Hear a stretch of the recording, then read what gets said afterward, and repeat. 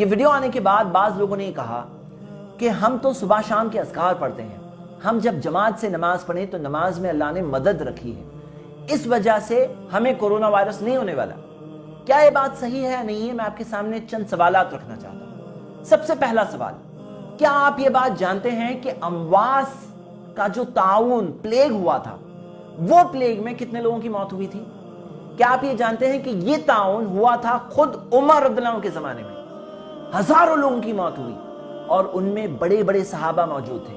عبد الرحمن بن عوف رضی اللہ عنہ عشرہ مبشرہ میں سے ہیں، معاذ بن جبل رضی اللہ عنہ، ایسے کئی سارے صحابہ کا انتقال اس پلیگ میں ہوا۔ ذرا یہ بتائیے، کیا وہ لوگ صبح شام کے اذکار نہیں پڑھتے تھے یا نماز نہیں پڑھتے تھے؟ یقیناً پڑھتے تھے، لیکن ہم یہ دیکھتے ہیں کہ بیماری کیا چیز ہے، بیماری کس طرح سے پھیلتی ہے، اور بیماری کے تعلق سے اسلام نے ہمیں کیا سکھایا۔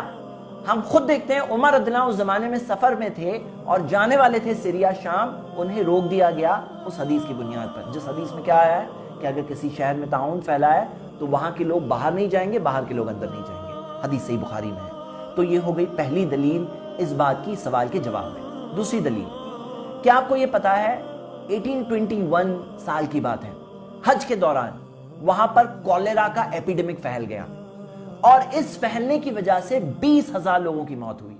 1865 کی بات ہے، سیکنڈ ٹائم کولیرا کا ایپیڈیمک حج کے دوران وہاں پھیلا، اس میں 15,000 سے تقریباً 90,000 کا ایسٹیمیٹ دیا گیا ہے، اتنے لوگوں کی موت ہوئی۔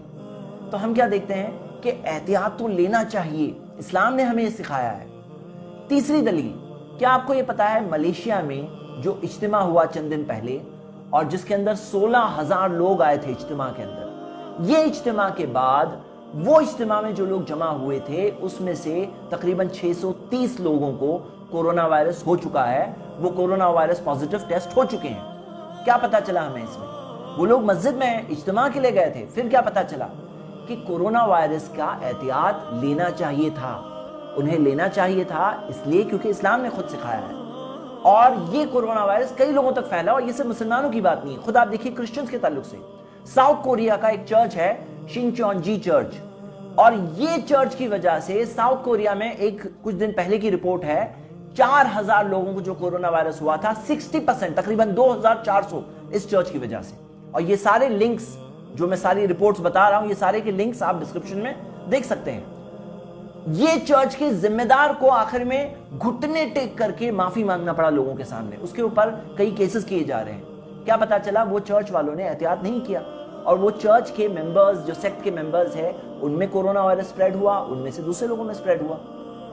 پانچویں دلیل، آپ خود دیکھیے کہ نبی صلی اللہ علیہ وسلم نے کوڑ کی بیماری کے تعلق سے کیا سکھایا کہ کوڑ اگر کسی کو ہو جائے، وَفِرَّ مِنَ الْمَجْذُوبِ كَمَا تَفِرُّ مِنَ الْأَسَدِ، صحیح بخاری کی حدیث ہے، اور ایسی اور کئی حدیثیں میں نے اس ویڈیو میں بتایا ہے کہ کوڑ کے مریض سے اس طرح سے دور بھاگو جیسے تم شیر سے دور بھاگتے ہو۔ تو ہم کیا دیکھتے ہیں کہ نبی صلی اللہ علیہ وسلم یہ نہیں سکھایا کہ تم تو صبح شام کے اذکار پڑھتے ہو، تم تو نماز پڑھتے ہو، تمہیں کوڑ کی بیماری سے کچھ نہیں ہونے والا۔ خود نبی صلی اللہ علیہ وسلم کا خود کا عمل بھی یہی تھا۔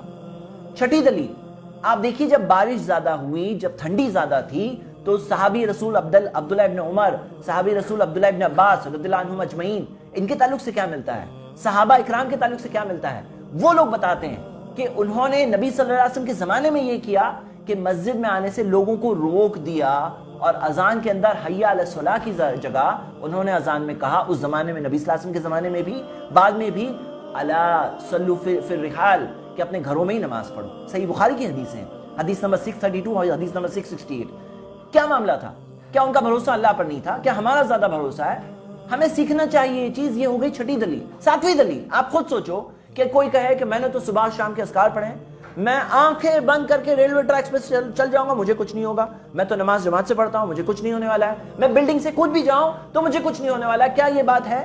اسلام کیا سکھاتا ہے؟ اسلام یہ سکھاتا ہے کہ اونٹ کو باندھو، بھروسہ اللہ پر کرو۔ اسلام یہ سکھاتا ہے کہ بیماری کے لیے دوا بھی لو، شفا دینے والا اللہ ہے، تداوا، دوا لو، نبی صلی اللہ علیہ وسلم نے سکھایا۔ تو ہم کیا دیکھتے ہیں کہ اسلام کی تعلیمات کے تعلق سے یہ بات جو ہے لوگوں کے فہم میں غلط ہے۔ انڈیا میں ہم یہ دیکھ رہے ہیں کہ دین کا علم جب کم ہے تو لوگوں میں اس طرح کی غلط فہمیاں بھی پائی جاتی ہیں، کم علم کی بنیاد پر اس طرح کی باتیں لوگ کہتے ہیں، اور یہ بات صحیح نہیں ہے۔ دیکھیے کورونا وائرس کا معاملہ یہ ہے کہ اگر کوئی نارمل بیماری ہو تو بیماری کے سمٹمز ظاہر ہوتے ہیں اور دیکھ کر کے ہم بول سکتے ہیں کہ یہ شخص بیمار ہے, یہ کوڑ ہے, کوڑ کا مریض ہے, تم مسجد میں مت آؤ, تمہاری وجہ سے دوسرے لوگ انفیکٹ ہو سکتے ہیں, آپ مت آؤ. لیکن کورونا وائرس میں معلوم ہی نہیں پڑتا ہے. دیکھیے کورونا وائرس کا بہت خطرناک پہلو یہ ہے کہ اگر یہ بیماری میں اگر ایسا ہوتا کہ آدمی بہت گر جاتا, بہت زیادہ اسے فوراً اس کے اثرات ظاہر ہو جاتے, تو کیا ہوتا آپ کو پتا ہے؟ تو وہ آدمی گھر ہی میں رہتا, وہ مسجد میں آتا ہی نہیں, وہ پبلک پلیسز میں جاتا ہی نہیں, اس کی وجہ سے 50 لوگ انفیکٹ نہیں ہوتے. لیکن کورونا وائرس میں 81% آف دا ٹائمز یہ ہوتا ہے کہ سمٹمز بہت ہلکے ہوتے ہیں, اتنا کہ آدمی کو معلوم ہی نہیں پڑتا ہے, اور آدمی چل رہا ہے, پھر رہا ہے, گھوم رہا ہے, لوگوں کو انفیکٹ کر رہا ہے, اسے خود ہی نہیں پتا ہوتا. یہی تو بہت خطرناک بات ہے, اسی وجہ سے بیماری بہت تیزی سے پھیل رہی ہے. آپ خود دیکھو, ایک بہت بڑی مثال ہمارے سامنے چائنا کی ہے. آج کی رپورٹ ہے کہ چائنا میں یہ بات آ چکی ہے کہ ووہان شہر کا لاک ڈاؤن اوپن کرنا انہوں نے شروع کر دیا شروع. 2 مہینے تک لاک ڈاؤن رہا, بیماری کنٹرول میں آ گئی, اب وہ لوگوں نے اوپن کرنا شروع کر دیا, اب وہ بزنس اور کام نارمل طور پہ شروع کرنے والے ہیں. کیا سیکھ رہے ہیں ہم لوگ؟ چائنا کے نئے کیسز آنے بہت معمولی ہو گئے, بہت کم ہو گئے, نئے کیسز نہیں آ رہے. کیسے نہیں آ رہے؟ یہ لاک ڈاؤن جو حدیث سے بھی ہمیں ملتا ہے, یہ کوارنٹائن جو حدیث سے بھی ہمیں ملتا ہے, انہوں نے اس پہ عمل کیا اور اس کا فائدہ آج وہ دیکھ رہے ہیں. لیکن ہم یہ دیکھ رہے ہیں کہ انڈیا کے اندر یہ چیز پر عمل نہیں ہوتا دکھ رہا ہے.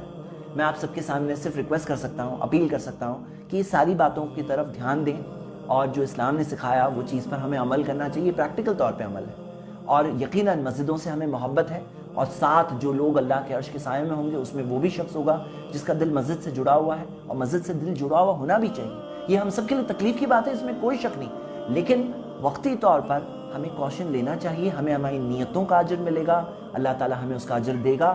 آخر میں یہ ریکویسٹ کرتا ہوں سارے ذمہ داروں سے کہ کہیں ایسا نہ ہو جائے کہ اللہ کے نزدیک ہماری پکڑ ہو جائے وہ سارے نمازیوں کے تعلق سے جو کورونا وائرس سے ہو سکتا ہے انفیکٹ ہو سکتے ہیں آنے والے دنوں میں, ہو سکتا ہے وہ انفیکٹ ہو جائیں گے. ہو سکتا ہے ایسے کئی سارے بزرگ ہیں جن کی موت بھی ہوں گی, آپ کے مسجد کے نمازی. کیا آپ کو یہ نہیں لگتا ہے کہ اللہ ہمیں پوچھ سکتا ہے, ہماری پکڑ ہو سکتی ہے اس تعلق سے کہ ان کی موت کے تم ذمہ دار ہو, کہیں ایسا ہمارے ساتھ نہ ہو جائے. دیکھیے یہاں پہ معاملہ ہے کہ کل اگر جا کے کرنے والے ہیں تو آج کر لیجیے. سعودی میں کتنا فاسٹ ایکشن آیا, گلف میں, کویت میں, دبئی میں کتنا فاسٹ ایکشن آیا. وہ لوگوں نے بھانپا, دیکھا پرابلم ہے, انہوں نے لاک ڈاؤن لے آئے. کیوں؟ کیونکہ ہم دیکھتے ہیں حدیثوں میں بھی اس بات کی گنجائش ہے, عقل اور کامن سینس میں بھی بات ہے, میڈیکلی بھی یہ بات ہے, اور اس کے فوائد بھی ہو. یہ وقتی طور پر ہے, تھوڑے دنوں کی بات ہے, ہمیشہ کی بات تھوڑی ہے. اللہ سے دعا اللہ ہم سب کو صحیح قدم آگے بڑھانے کی توفیق دے.